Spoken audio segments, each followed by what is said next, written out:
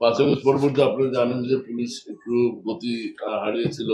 মানে পুলিশের গতি হারার কারণে বা পুলিশ জানেন যে বাংলাদেশে অনেক থানা পুলিশের একটা বিপর্যয়ের সময় খারাপ সময় গেছে। এই খারাপ সময়ের সুযোগ অনেকেই নিয়েছে। ৫ আগস্ট পরবর্তী মোহাম্মদপুরে বাংলাদেশ সেনাবাহিনী, র‍্যাব, পুলিশ মিলে যে একটা যৌথ অভিযান হয়েছিল মডেল, যেটা রোল মডেল হিসেবে এটা যথেষ্ট ইফেক্টিভ হয়েছিল এবং এটার পরই এই অভিযানের পরপরই এটাকে ফলো করে উত্তরাতে এবং টঙ্গীতে আপনারা জানেন এই ধরনের অভিযান পরিচালনা হয়েছে এবং ব্যাপক বেশ সুফল পাওয়া গেছে এবং বেসিক্যালি মোহাম্মদপুরের সন্ত্রাসীদের রিভার্স করার জন্য বা ফিরিয়ে দেওয়ার জন্য ঘুরিয়ে দেওয়ার জন্য ওই মোহাম্মদপুর মডেল অভিযানটা ছিল একটা ফার্স্ট টার্নিং পয়েন্ট, একটা একটা একটা একটা এক্সাম্পলারি একটা ইনসিডেন্ট এবং এটার পর থেকে এই সন্ত্রাসীরা আস্তে আস্তে তাদের সাম্রাজ্য আধিপত্য এগুলো ক্লোজ করতে থাকে, ওয়ান বাই ওয়ান আমরা ধরতে থাকি এবং তারা ব্যাক গিয়ারে যেতে থাকে।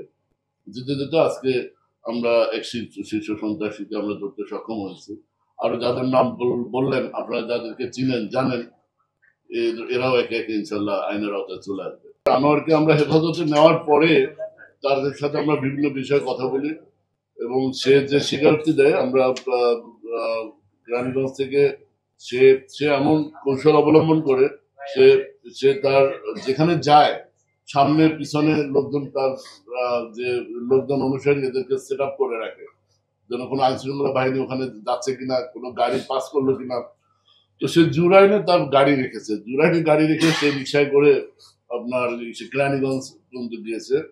আমরা তার জিজ্ঞাসাবাদে সে জুরাইনের একটা বাড়িতে গাড়ি রাখার কথা স্বীকার করে আমরা সে বাড়ি থেকে একটা গাড়ি জব্দ করি এবং গাড়ির মধ্যে আমরা কি কি পাই, সামুরাই, সামুরাইটা পাওয়া যায়, ৮ কেজি গাঁজা, এই গাঁজাগুলো পাওয়া যায়। আর এটা গাঁজাটা পরে ফলো আপ করে মোহাম্মদপুর থেকে আমরা উদ্ধার করি। তো এবং এর পরবর্তীতে আমরা ফলো আপ অপারেশন যখন করি মোহাম্মদপুর আদাবরে, ফলো আপ অপারেশনে আমরা মোট কতজন,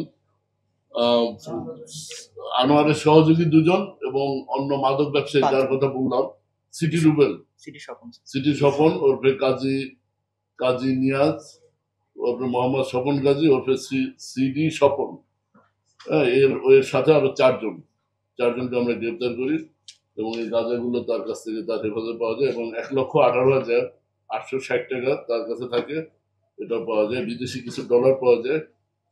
এটা এটা এ আবার আনোয়ারের গ্রুপ না, এটা হলো শুধু মাদক ডিলার। এই মোহাম্মদপুর আদাবর কেন্দ্রিক মাদক ব্যবসা করে। এর বিরুদ্ধে ৯টা মামলা পাওয়া গেছে যেমন মাদকের মামলা এবং অন্যান্য আদার সেকশনের মামলা। এটা হলো আলাদা আনোয়ারের গ্রুপ হলো তার ২ সহযোগী, ওই ২ সহযোগী হলো আনোয়ারের সহযোগী, এদের পাওয়া গেছে। এটা আমরা প্রেস রিলিজ আকারে আপনাদের দিয়ে দেবো, আছে। তার বিরুদ্ধে ৯টা মামলা পেয়েছি মোহাম্মদপুর থানায় আর ৪টা মামলা আছে আদাবর থানায়। এর মধ্যে ২টো মার্ডার মামলা আছে, ছিনতাই এবং হত্যা চেষ্টা মামলা আছে ৪টা। তো দেখেন আমাদের কাজ তো একটা লেভেল পর্যন্ত, আমরা একটা লেভেল পর্যন্ত যেতে পারি। আমাদের কাজ কি, সমাজে যারা দুষ্ট সন্ত্রাসী অপরাধী তাদেরকে গ্রেপ্তার করে আইনে বিচারের জন্য সোপর্দ করা। এখন বিচারে আমরা সোপর্দ করলাম, সে যদি কালকে ১ সপ্তাহ পরে জামিনে চলে আসে, এটার দায়ভার তো আমার না ভাই। দরকার আমি তাকে আবার ধরবো, আবার ১ সপ্তাহ পরে আমি তাকে পেলে আবার ধরে আবার বিচারে সোপর্দ করবো। এটা অন্য ডিভিশনে অন্য বিভাগের কাজ। আমার কাজটা আমি যদি সুষ্ঠুভাবে করি আমার মনে হয় এটাই পর্যাপ্ত। বাকিটা আপনারা আছেন, আপনারা ভালো বুঝবেন।